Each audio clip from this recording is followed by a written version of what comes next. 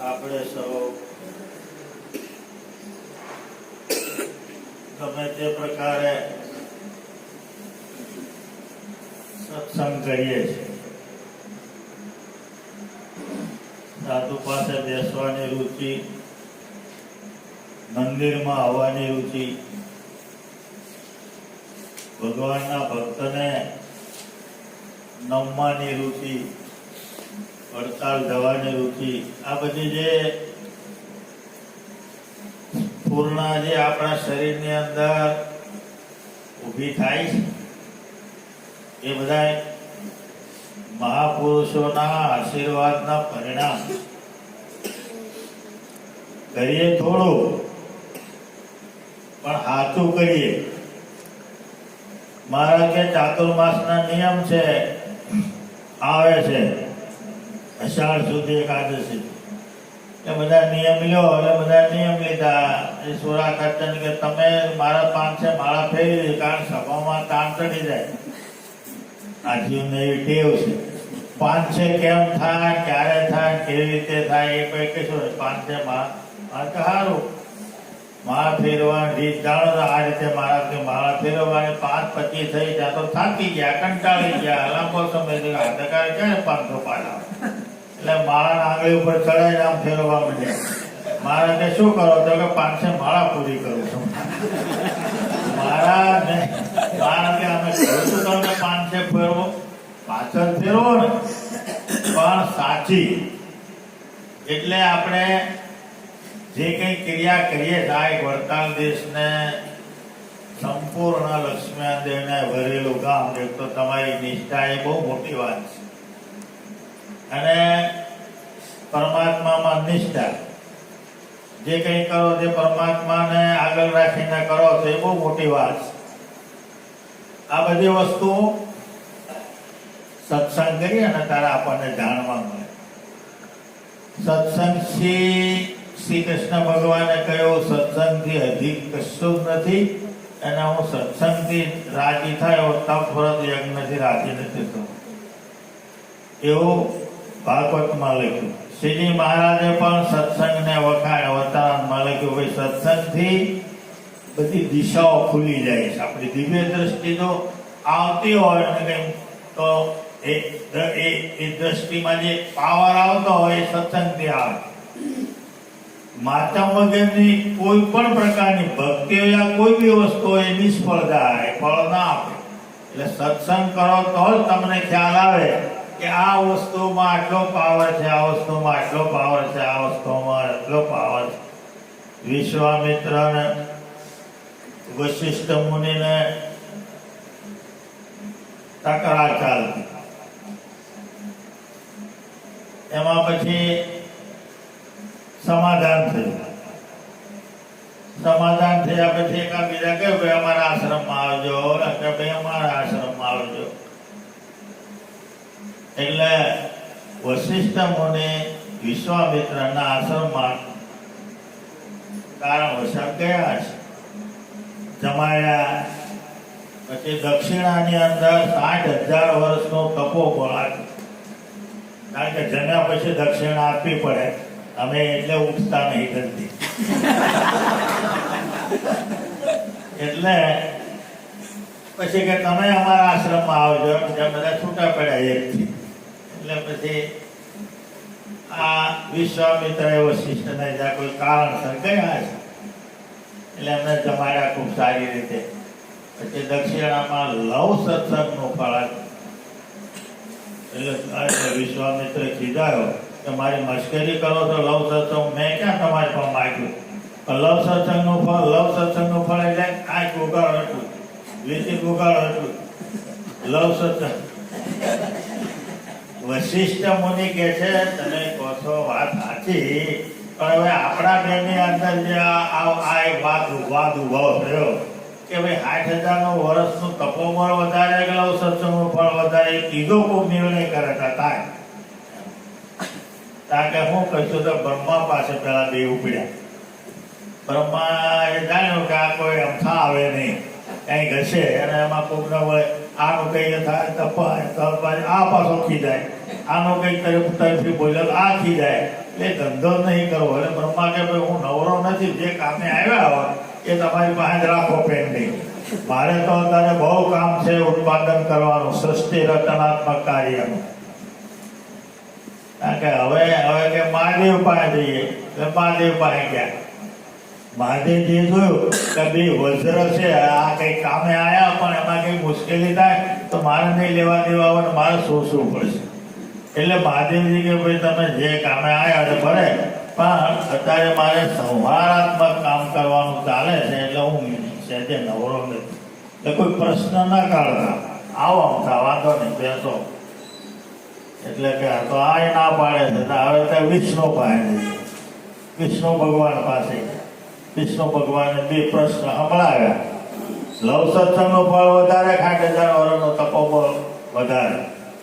ભગવાન કે છે મારું પાતાળમાં શેષશાહી સ્વરૂપ બિરાજે છે, ત્યાં તમે જાઓ, હું ત્યાં તમને જવાબ આપીશ. એટલે આવડે આ પાતાળમાં આ એને શેષશાહીજીને પ્રશ્ન કર્યા કે ભાઈ આ વાત છે. શેષશાહી કે ભાઈ આ મારા માથા ઉપર 50 કોટી યોજન પૃથ્વીનો ભાર છે. એ ભાર થોડો ઊંચો થાય, આગો પાછો થાય તો હું તમારી વાત સાંભળું, તમારી આજે ચર્ચા કરો, આટલો બધો વજન લેતા તો આમ કરો ચાલતું છે. આ કવિ કેવી રીતે ઊંચું થાય? તો કે તમે મૂકો 60,000 વર્ષનું તપોબળ, એટલે 60,000 વર્ષનું તપોબળ મૂકું પણ પૃથ્વી હલી નહીં. વશિષ્ઠને કે તમારું લવ સત્સંગનું ફળ મૂકો. પછી વશિષ્ઠીએ લવ સત્સંગનું ફળ મૂક્યું તો પૃથ્વી એક હાથ ઊંચી થઈ ગઈ. ભગવાન ક્યાં તમારા પ્રશ્નના નિરાકરણ.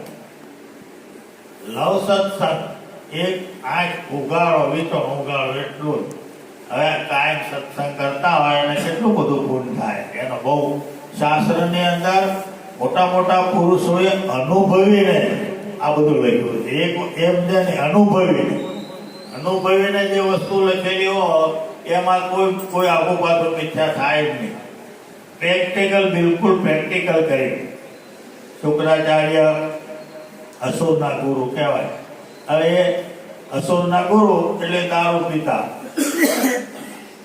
હવે લડાઈ થાય એટલે શુક્રાચાર્ય જેટલા અસુરો મરે એને જીવતા કરે, એને સંજીવની વિદ્યા એને આવડતી.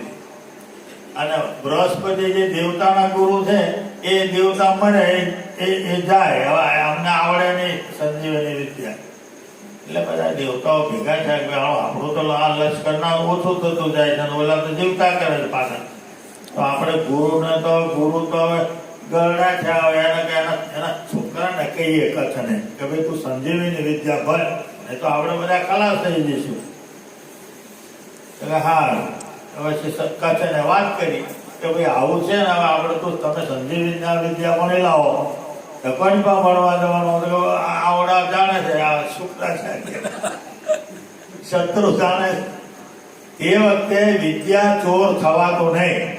શત્રુ આવ્યો હોય વિદ્યા ભણવા, જાણે આ આપણો શત્રુ છે, આ વિદ્યા ભણીને આપણા ઉપર જ પ્રયોગ કરશે તોય પણ ભણાવવી પડે, એવો શાસ્ત્રનો નિયમ. એટલે કચ્છ ગયો, બૃહસ્પતિને આ શુક્રાચાર્યને વાત કરી, એને બધું પૂછ્યું ક્યાંથી આવ્યો, શું આવ્યો, કેમ છે, કઈ નહીં, હાલ ચાલો કર્યો. હવે એને પહેલા શું કરે, પાત્રતા જોવે, એટલે ગાયો ચરાવે, લાકડા કાપવા મોકલે, બીજું કરે, ત્રીજું કરે, બધા કામ કરાવડાવે. વિદ્યા પછી તો આવડી જાય આશીર્વાદથી. એટલે કામ કરે અને બધું કરે. એમાં એને છોકરી છે તે દેવ્યાની, એક શુક્રાચાર્યની છોકરી તે એ બી ભાઈ બેન જવાના એમના કામ કરે. એટલે એક વખત શું થયું, આ ગાયો ચારવા ગયો. દેવતાઓએ એમ જાણ્યું કે આને બૃહસ્પતિને આના ઉપર બહુ પ્રેમ છે એટલે આ ચોક્કસ વિદ્યા ભણાવી દેશે, એટલે એને ત્યાં મારી નાખી. અહીં તો ગાયો આવી ઘેર, પણ કચ્છ ના આવ્યો એટલે દેવ્યાની કે મારો ભાઈ આવ્યો નહીં, ભાઈ એનાથી હું ખાઈશ નહીં. શુક્રાચાર્ય ધ્યાનમાં જોયું ત્યારે તો મરેલો પડેલો. સંજીવની વિદ્યાથી ઊભો કર્યો, પાછો દેવતા અસુરો થઈ ગયું કે આ તો ગુરુને બહુ એ જ થઈ ગયું સાંઠા ઉપર. એટલે બીજી વખત શું કર્યું, મારીને કકડા કરી નાખીને જનાવરને ખવડાવી દીધું. ગાયો આવી પણ આ તો આવ્યો નહીં પાછો. એટલે પાછો દેવયાનીએ કહ્યું, ધ્યાનમાં જોયું પણ કશું દેખાય નહીં. દેવયાની કહે તો કસ તો મારો ભાઈ તો આવવો જ જોઈએ. એટલે એને બળવત્તર વિદ્યાનો પ્રયોગ કરીને એને કચ્છને બોલાયો તો બધાના ગાયો જે પક્ષીઓ ખાઈ ગયા તેના પેટ ચીરીને એનું શરીર બંધારણ થઈને ઊભું થઈને એ કચ્છ ત્યાં આવ્યું અને એને બધી વાત કરી કે આવું થયું. એટલે અસુરોને પાક્કો થઈ ગયો કે આ હવે શીખવાડે જ છે, કારણ કે આ તો બહુ જ છે આપણા ગુરુના ઉપર, શત્રુ ઉપર. તે દાડે શું કર્યું, એને મારી નાખી, પાળી દીધો, રાખોડી બાકડી ફેંકી દીધા. હાડકા જે હતા એને લહોટી શુક્રાચાર્ય દારૂ પીતા એમાં પી દીધું શુક્રાચાર્ય. એટલે કોઈ નામ નિશાન રહ્યું નહીં. હવે તો ગાયો હોય ના તો આવ્યો નહીં પાછો. એટલે પાછો દેવયાનીએ કહ્યું, તપાસ કર્યો કશું જ નથી ભાઈ, આ તો હવે એને રાખોડી નથી, કશું જ છે નહીં, ગમે તેમ કરો.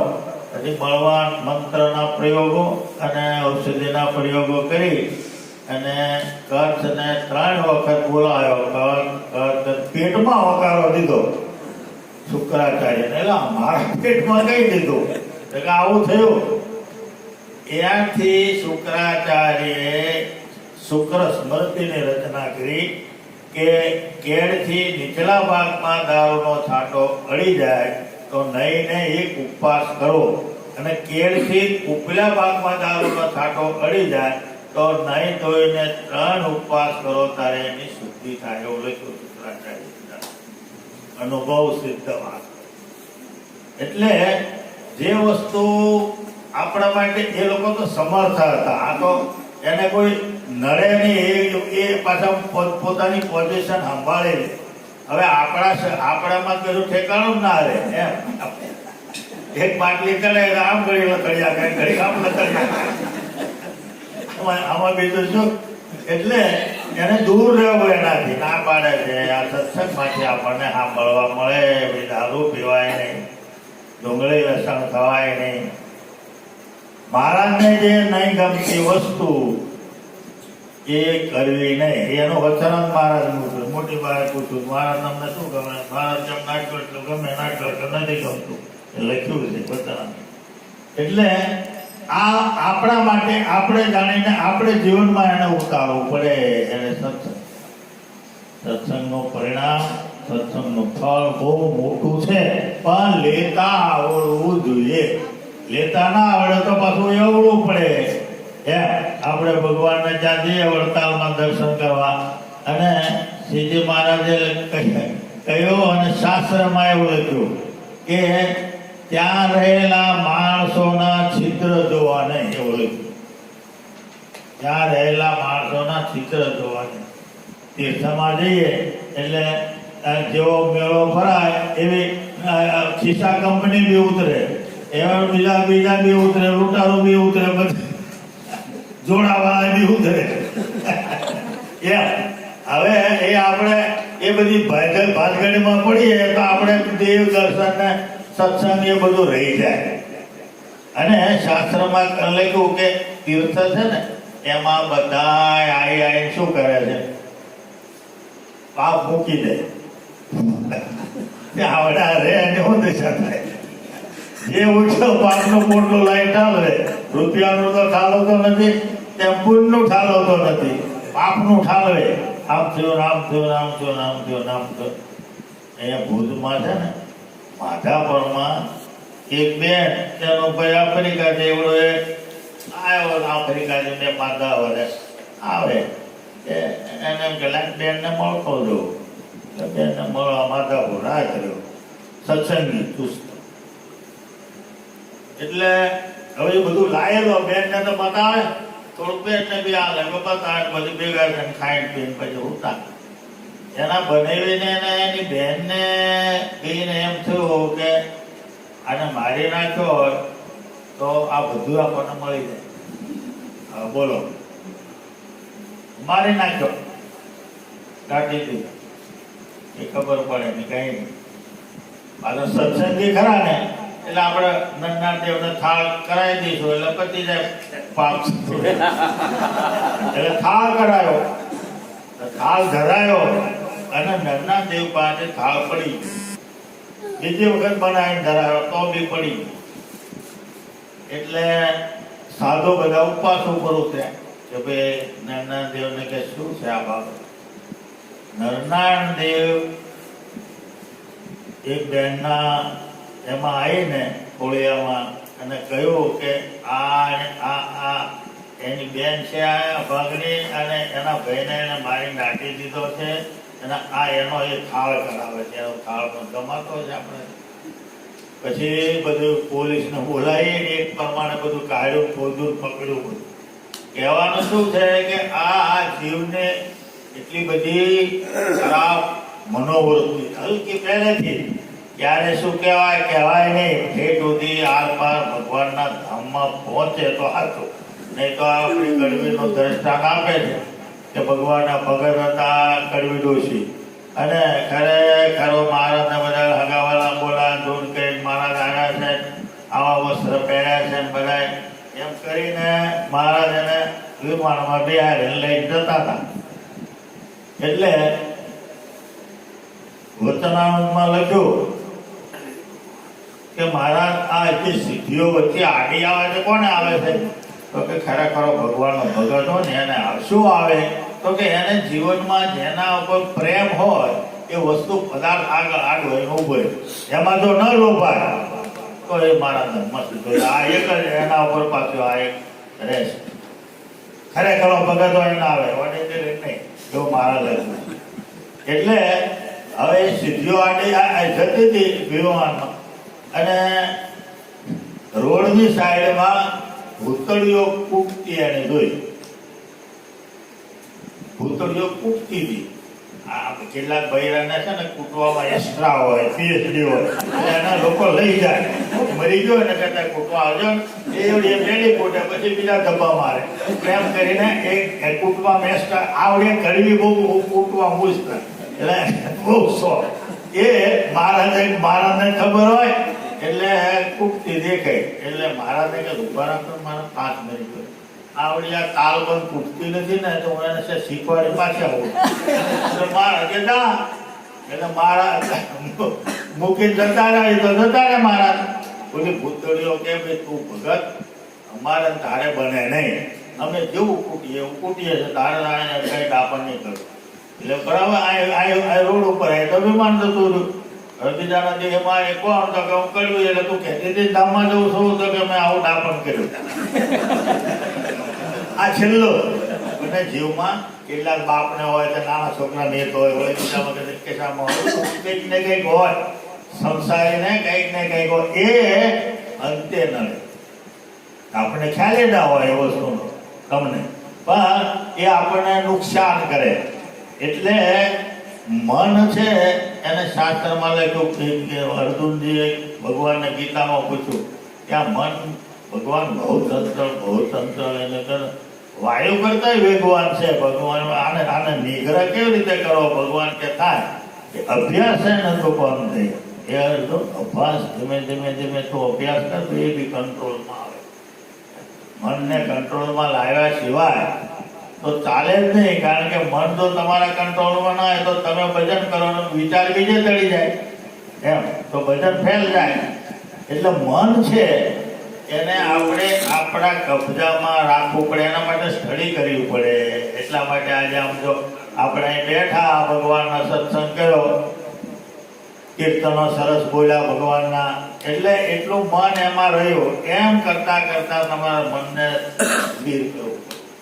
મૂર્તિ હોય મૂર્તિ અમે 5 કલાક 10 કલાક ભગવાનના 5 મિનિટ ભગવાનનું ધ્યાન કરીએ એટલે તમારે અંદર ઉર્જા ભક્તિ પેદા થાય. એમ કરતા કરતા 15 મિનિટ 10 મિનિટ 25 મિનિટ એમ કરતા કરતા ધ્યાનને જે વધારતા જાઓ ને એમાં તમારે બહુ તાકાત આવે.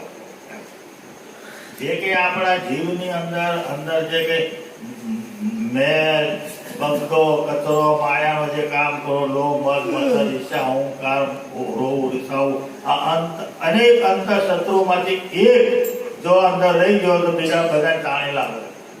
ચાલો ચાલો કયા ફૂલ છે, હડો હડો પેહો પેહો, એ એક જ રહી ગયો હોય. આપણને એવો ખ્યાલ ના હોય. આપણને સહેજે ગુસ્સો આવે, સહેજે કઈ કઈ થાય, કઈ વિચાર થાય જ માણસના મનમાં. એક રસ્તા મળ્યું તો લેવાનું મન થાય, કઈક ને કઈક જીવને થાય. એ પ્રકૃતિ પહેલાની છે. એટલે સત્સંગ કરવાથી સીધી મહારાજ કે ભગવાન રાજી થાય, સંતો રાજી થાય. અને સત્સંગનું ફળ બહુ મોટું છે.